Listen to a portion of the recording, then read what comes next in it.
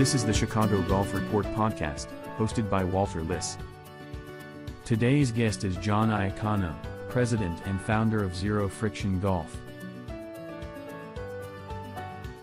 A little bit about the company. The company's been around over 20 years now. Can you talk about the genesis of the idea and how did you get the idea? Because I believe you started with the golf tees at first. Is that correct? Yes, we did, Walter. And I'll try to keep it somewhat short, but I was in the woodworking industry and we made wood dowels. And making wood dowels is how you make a wood golf tee. So we started making wood golf tees and we were doing that.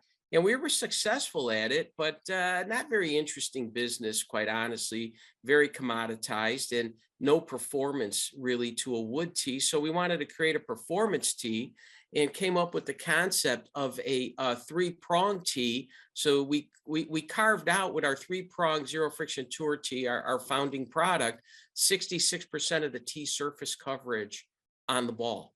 And what that did was it actually eliminates the concave cup because the ball sits up on this tripod and you get more ball to face contact. You get a more square shot. You get a lot more feel in the club face and in your hands. You get less dispersion because that concave cup, the ball could slide right or left out of there. And then you get a lot of backspin, which creates drag and reduced distance. So we took the concept to golf laboratories out in Carlsbad, California, where Gene Parente there tests everything for everybody. He's a top tester probably in the country. And sure enough, we were getting 5 yards longer than a conventional cup tee. But more importantly, in my opinion, the right or left of target line, a wood tee is 14 feet right or left. We were 7 feet. And that really proved how much less dispersion there was, right? So with that, we started marketing one pack of tees. It was a white tee pack, 2 3/4. That's it. And next thing you know, we're stumbling into this, right? And we're getting a lot of tour wins. And right away, we probably had 30 tour wins in no time. And folks like Kenny Perry, Mark Wilson, Ryan Palmer, all using the product and they're all winning and it just a lot of fun. So then we start doing colors and other sizes and things of that nature, which really propelled it. And we called it a zero friction tee. The company was called actually Excel Golf Products. And then the tee became so popular, we said, it's a catchier name, Zero Friction. Let's name the company Zero Friction. So we did. And then slowly started building, we just stayed tees quite honestly until about 2010, we launched a golf ball. The distance ball does very nicely for us. And then we did a 3-piece tour spin ball. And then in 14, we came up with the one-size golf glove. And along the way, we got out of wood tees. Probably by 2012, we just eliminated them from our portfolio and just continued to build proprietary products under Zero Friction. And then I had gone over to PJ Superstores over there in Downers Grove. Great customer of ours, by the way, and great organization. And I went to buy a black golf glove. So as a kid, when I caddied at Oak Park Country Club, great course, of course, Donald Ross, it's world class. Mm-hmm. I used to go in the pro shop as a 13-year-old, right? And I'd go in there and I remember seeing like the FootJoy or Titleist display back then. They had colored gloves and a lot of them matched the Sanzabel pants guys were wearing back in the 70s, right? Can you imagine that? So in fact, Johnny Miller and I had a long discussion about that. Johnny, we did some endorsement work with Johnny, who's a fabulous person, and we laughed at that. So I thought, well, God, why aren't there colored gloves? I can't get a black golf glove. I started to look at the category at Superstores and realize how many brands now make gloves. And a men's glove, Walter, actually comes in 11 sizes, if you could believe that. So you try to colorize 11 sizes. If you want 6 colors, that's 66 single gloves. Mm-hmm. And if you want zero friction in 6 colors, it's 6. All of a sudden, the math just starts to really make sense, right? Mm-hmm. And so then we thought, wow, well, I stood there in the aisle and I said, somebody should really do this. If they did this, they could really garner a nice market share but what they have to do is make it high quality, compression fit, not a floppy glove or anything, right? And I actually canceled my golf game that day, went back to the office and started working on it. And it took Mhm. me a year to figure it out, and we've patented it widely. And now our platform on one size gloves is pretty substantial. At superstores, we're the #2 gloves sold nationwide behind a Cushionet. So we're pretty proud of that in a short period of time. Yeah. So there's a couple things here. It's fascinating how you're in the woodworking industry. Yep. Were you a golf fan? Is that what kind of segued you to making teas then? Yeah, you know what it was? So making dowels makes, a tea is derived from a dowel. I knew a little bit about the tea industry because some companies I bought products from were the tea makers in the United States, Pride Mhm. Golf Tea and a company called Allen Rogers. So because of that, I knew a little bit about the industry. And then I was a caddy, and I wasn't a big golfer, but I played a lot of golf, and I love golf, and as I got into my late 20s, I started to play the game a bit more, and then into my 30s, and then kind of got a bit addicted to it.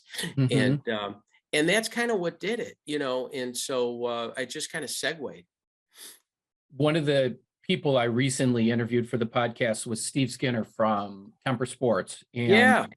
he talked about how he was actually an attorney right out of college. He worked in the legal profession for a while, Yeah. and he was the kind of got tired of fighting people for a living. And so he had this opportunity to segue into the golf business as well. And he stayed in it obviously since then. And so I could probably think of a dozen people with similar ideas where, where you're in one industry, but you're kind of pulled towards golf. But for Yeah. you, it was almost a logical segue, right? Because you're making something, you're aware of like, okay, I think we could upgrade.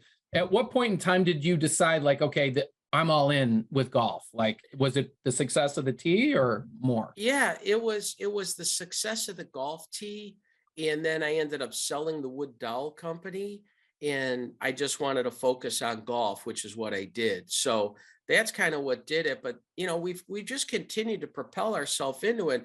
Our range of golf balls now is kind of staggering. We sell PJ Superstores, Walmart, green grass shops all around the country, other major retailers, Amazon, huge.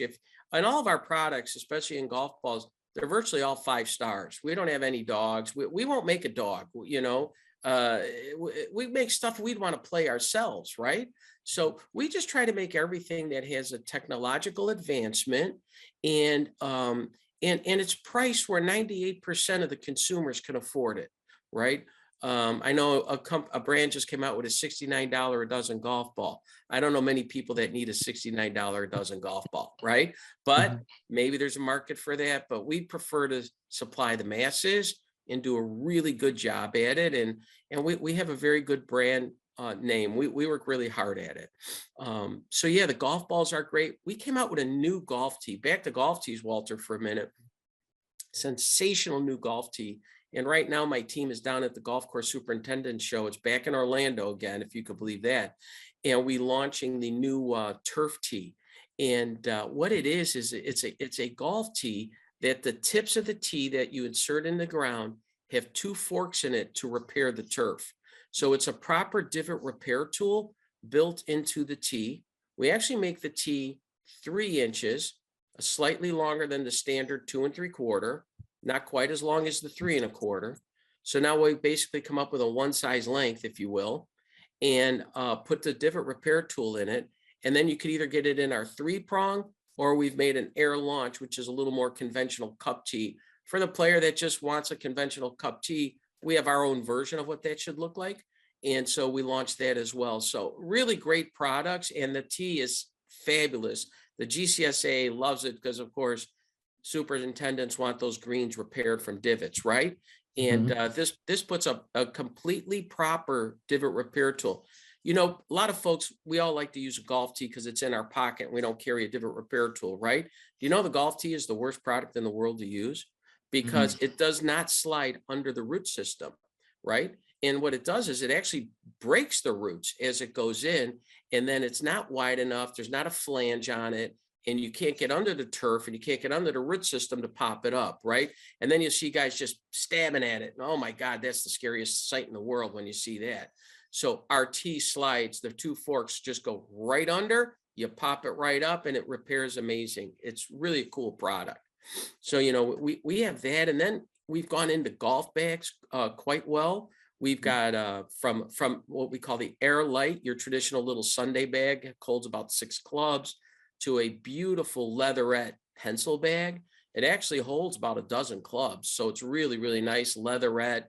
It's an outstanding product. Then you go into our carry stand bag, which we do a value bundle with it. You get a zero friction glove on it that color coordinates with the bag color, and you get a 40-inch waffle tour towel attached to the bag. So you get, you know, 40, 45 bucks in value added to that bag, and it retails for $1.99. It's a great product.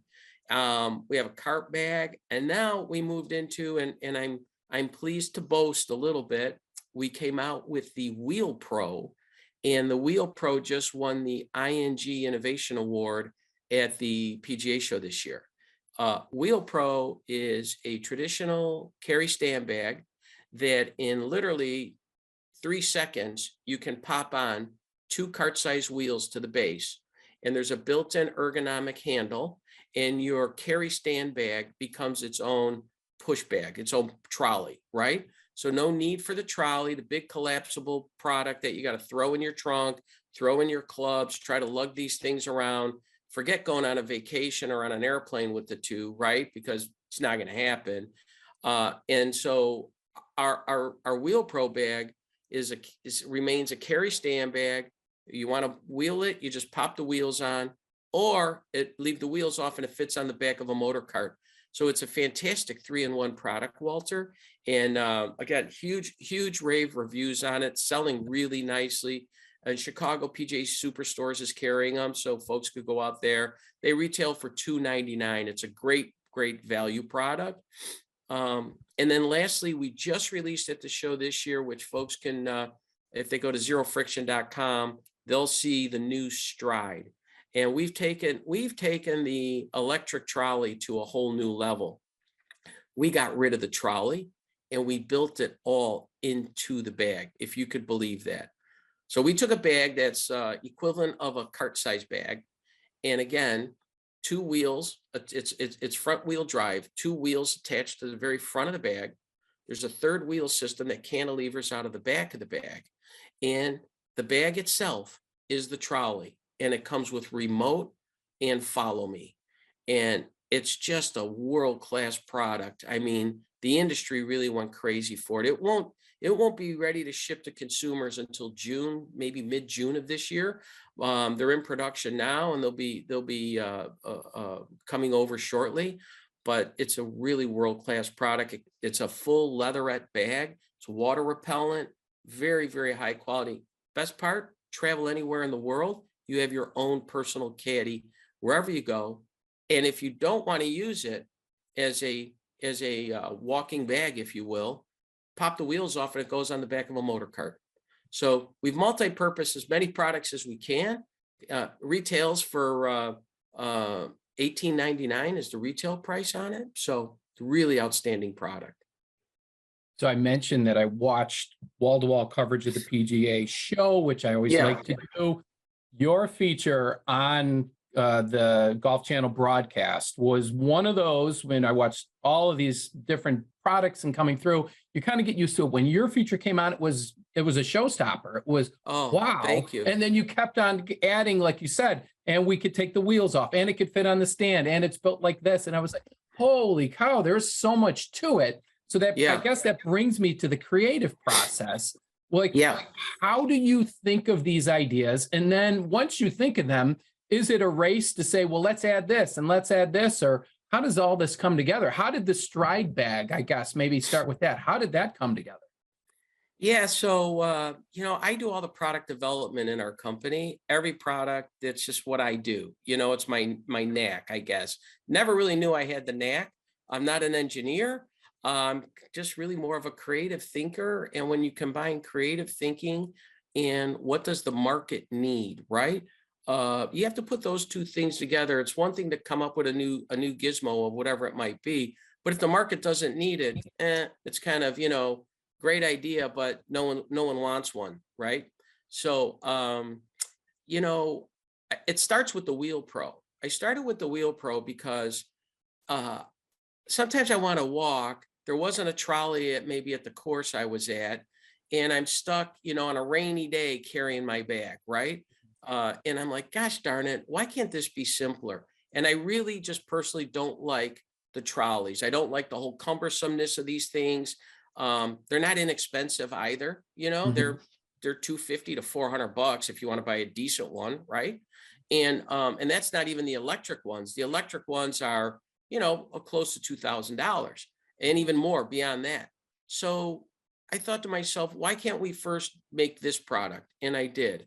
And that's the Wheel Pro. And as I was thinking about it, then I'm looking at these electric trolleys saying, why do these electric remote trolleys, why can't we just build it into the bag, simplify? I also find it harder to find a caddy today. When I grew up, everybody caddied, but today, I don't know. It just doesn't seem to be the same. And when you look at, where are caddies?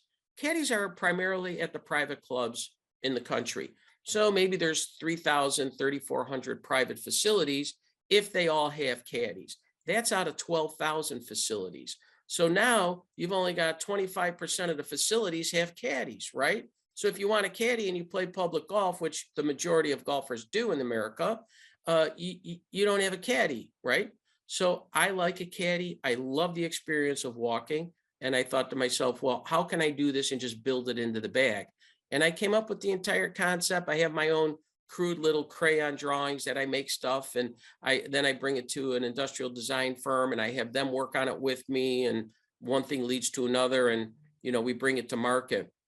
We're going to have another exciting product coming out next year in this category. So Wheel Pro is going to branch off as its own division of Zero Friction. It'll almost be a standalone company. So we have Wheel Pro and we have Wheel Pro Stride. And in the middle, and we haven't quite did the final name on it, is going to be a Wheel Pro. We're going to call it a hybrid for right now as a placeholder. But it's basically going to be an in-between version. And it's going to be the Wheel Pro, but it'll be a leather bag. It will have a really upgraded wheel system on it and everything. And then it will actually have a battery. And when you go to push it, the battery engages the wheels. So it's really a power assist, right? Kind of like a lawnmower. But that's for the player that maybe they belong to a really hilly golf course. They just don't want to push.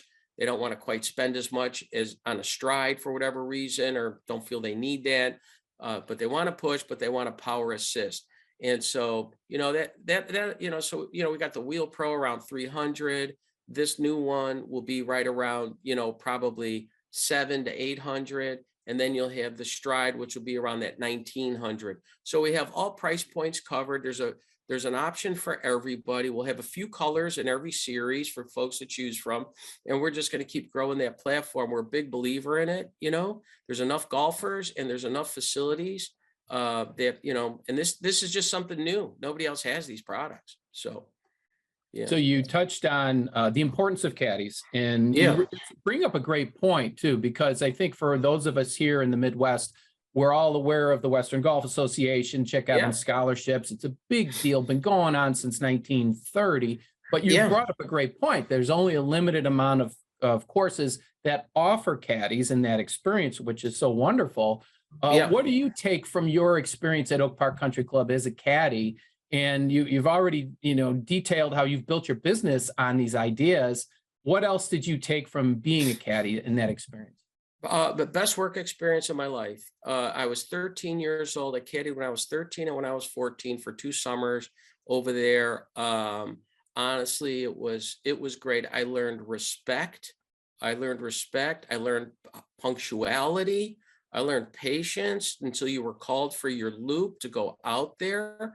I learned how to engage with adults, right? With other men, right? And then I learned about what they did in life, because they're always very, always friendly. And hey, who's a lawyer? Who's a doctor? Who's an electrician? Who's a dentist? Doesn't matter. But you learned what they did. It actually opened my eyes up a lot to, maybe possible future career choices, and then you'd always get maybe somebody that wasn't quite so nice and wasn't quite so generous when you got to the halfway house, and you realized, okay, I don't think I want to frame myself around that type of individual, but Mr. So-and-so over here, I think I want to frame myself around that, right? As a young person, you're always looking for aspirational individuals, right? No different than sports legends, okay? Who wants to be would you, model yourself after a Michael Jordan or whomever, right? A Jack Nicklaus, a Johnny Miller, whoever it might be. And I think all that comes together, but you learn punctuality. You had to be at that club at a certain time. Don't think you could come here at 2 p.m. every day. You be here by 7:30, get your name on the list to try to get a loop, right? I just thought it was really career building for me. And I really love being a caddy. Yeah, it was great. So last question for you. When you spent time at the PGA show, I'm sure in addition to all the meetings and the things that you had to do with your own company, you had a chance to walk the floor, maybe even just talk to other people. From what you heard and what you saw, are there any other topics within the golf business that got you excited or interested in thinking, wow, that could be a game changer? Anything stand out to you?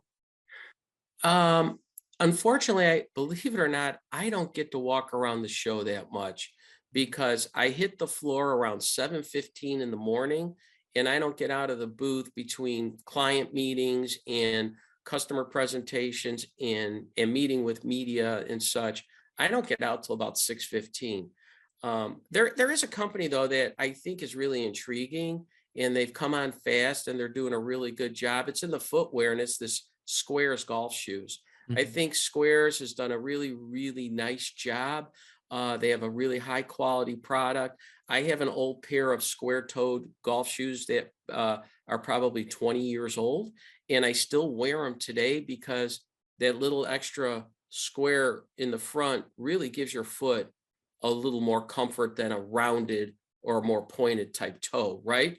I mean, let's face it, our feet are more square than they are pointed, and it fits better. And I just think that they've done a really, really nice job with those products there. And then on the apparel side, I think the Dunning and the Greg Norman lines are exceptional. Dunning in particular has really, really moved up to a really high quality product line and fashion orientated. And I like those products a lot as well. Other than that, there's 1,000,001 now type of hitting monitors and things like that. Rapsodo has a very, very cool portable a monitor that you could take with you at the driving range, and it just attaches to, it's like part of your iPhone. Very, very cool, right? I thought that was great because people need to understand a little bit more. I just did a club fitting the other day at Club Champion out here, and they, you talk about a company that does a spectacular job. I mean, their whole setup, and they're local, they're based out of Willowbrook, and Joe Lee runs that company. He's a friend of mine, but the fitting process was amazing. And what I learned about my ball flight from the fitter, I was like a private lesson. I spent an hour and a half there for some irons. I learned more about my golf game getting fitted than anything. So I encourage people to do something like that. And that's where I think these little monitors and that you could take with you, but you have to understand the information. If you don't understand the information, you could just confuse yourself, right? You have to know the information.